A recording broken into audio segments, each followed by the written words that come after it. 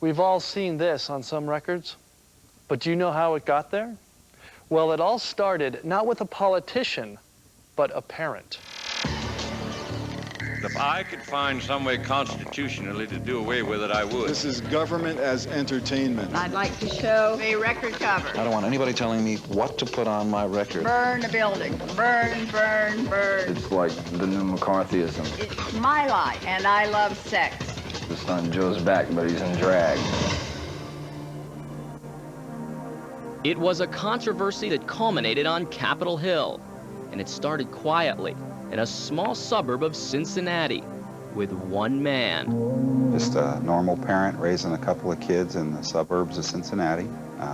Big music fan. But when Rick Alley bought Prince's album 1999, his life took an unexpected turn. One day we're sitting in the family room, got the album on the stereo, and another song comes up on there, and it's called Let's Pretend We're Married. The lyrics are pretty graphic. I sincerely want to taste out of your mouth. I didn't want the kids hearing it. I was embarrassed, and I got angry that this shouldn't happen. So Alley drafted a proposal calling for record covers to have printed lyrics or warning labels. You know, I thought something should be done about this, and I wish somebody would do something about it. And I had no idea that I'd actually be the one that would end up getting this heavily involved in it. Mr. Alley, what is it that you would like to see done specifically about records? I'd just like to see the albums labeled. I'd like to know what I'm getting when I go to the record store. Alley's idea was a hit with the local PTA. Parents collected money. They had bake sales at school and that, so that we could go out and present this at the national convention. The national PTA endorsed the idea, but the record industry didn't respond until a few months later, when a newly formed group joined the cause. This began with 4 mothers who were very concerned over the music that their young children were listening to.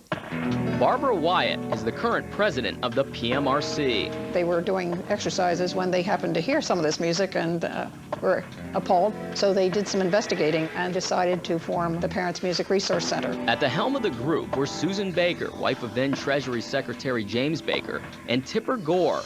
Albert Gore is your husband, and don't you forget it. Because, of course, who they were, it didn't take very much to catapult this into front and center, so there was much media attention. Gore. The fact that my oldest daughter, who was 11 years old, bought the Prince album, Purple Rain, and we had no idea that the song that you cited about masturbation was on there until we brought it home. Shocked by what it heard, the PMRC identified what it felt were rock's biggest offenders.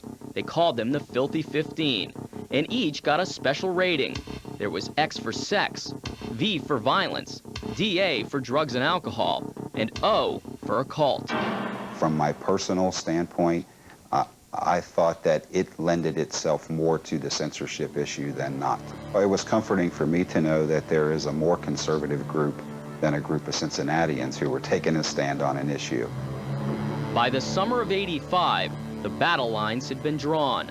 On one side, there were the artists. Who has the authority to decide what is too much? On the other, the so-called Washington wives. We are not advocating censorship in any way. Who gets to make the decision as to what the rating is? That's the crux of the biscuit. We are advocating more information from an industry and self-restraint from an industry that's allowed these excesses to develop. No senator's wife should have the right to interpret song lyrics and put a rating on it.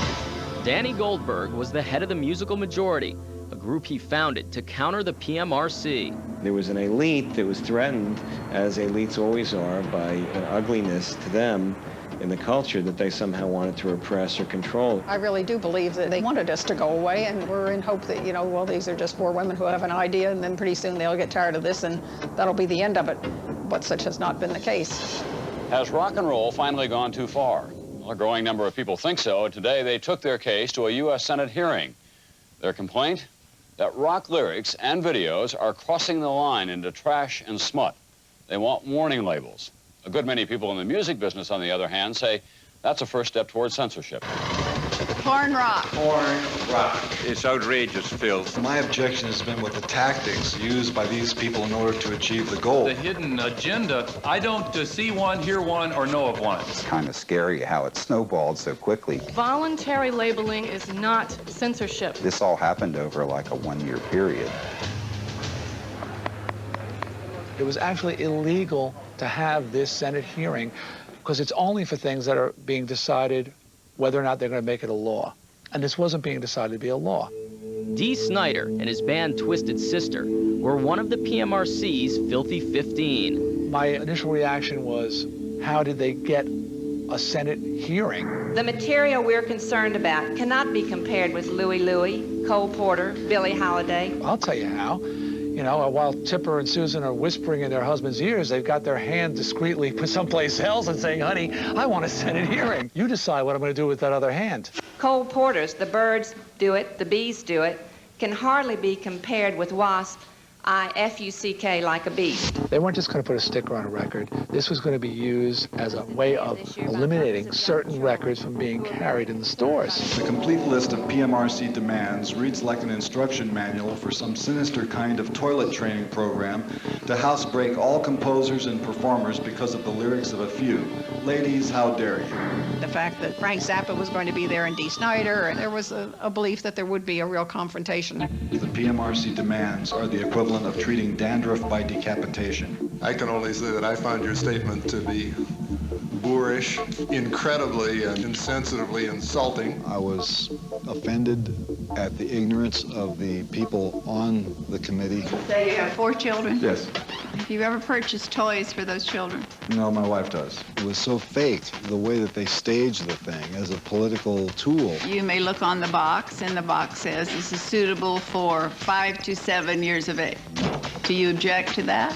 In a way, I do. I thought it was really sick, and I resent paying their salaries.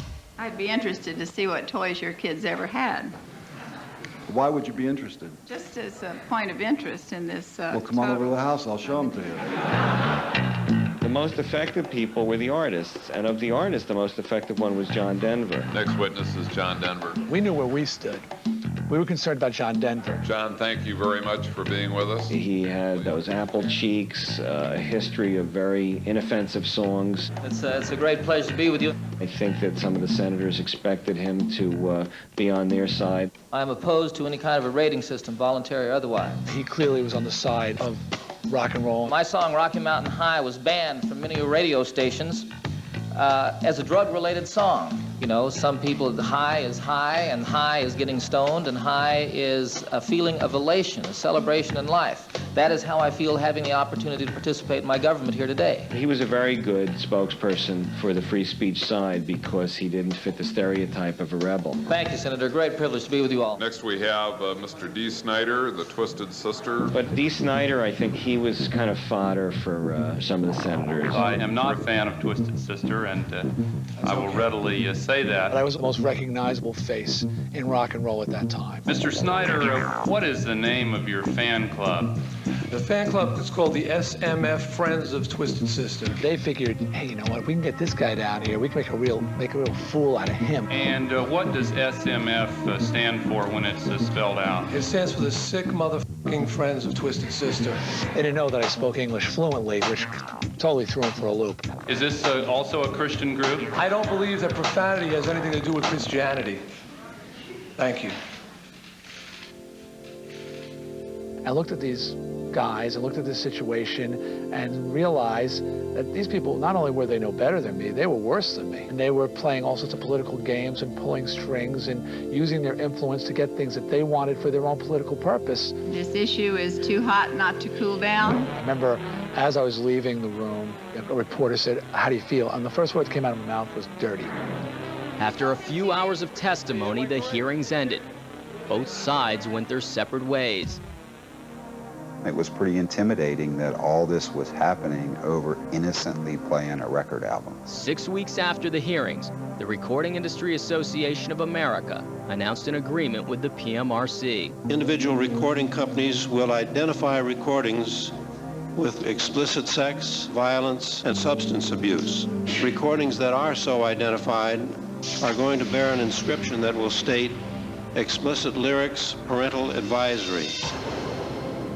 What they gained was what the PTA went after all along, and that is something on the front of a sealed package that tells you, make sure you take a look at what's inside here before you use it. In retrospect, I have to say that the RIAA did accomplish putting out the fire, because all the politicians wanted was some sort of a fig leaf to say they got something done.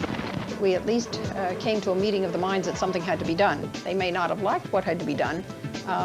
They gave a little, I think perhaps we gave a lot. Maybe their intent was good. I mean, there are some pretty vile things on some rock records. Their intent might have been there. Their execution was horrendous. Most record stores carry albums with the advisory label, so you have a choice as to whether to buy it or not. But some of the large retail chains refuse to carry any labeled music. They're making the decision for you. Next on